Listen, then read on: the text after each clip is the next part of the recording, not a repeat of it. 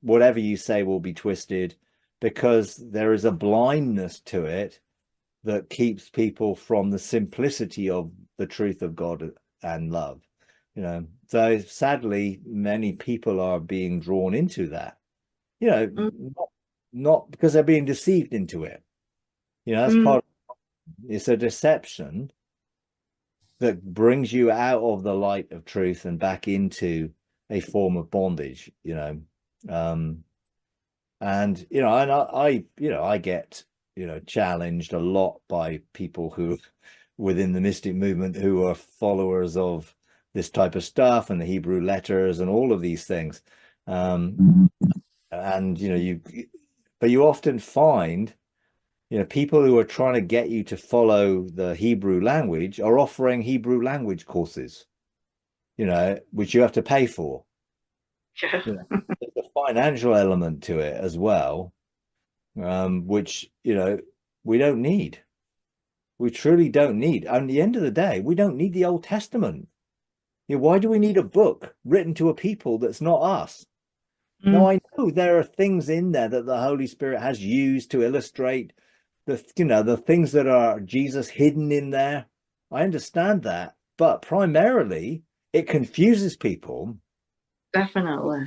They're Mm, writing about a God that they never knew from a perspective that was theirs in a religion that kept mm, them separated from God, which was their choice. Therefore, Jesus came as the express image of God to unveil who God really was, to mm. truly reveal the full nature of God. And what did Jesus say? Hey, a new commandment I give unto you: love one another as I've loved you. You're Yeah. simple. Let's bring it back down to the basics. God is love.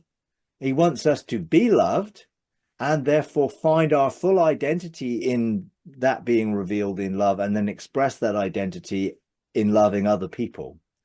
And unfortunately, if you're brought up in any evangelical sense, there will be a mixture of covenants, in that as soon as we read the word commandment, we will think law.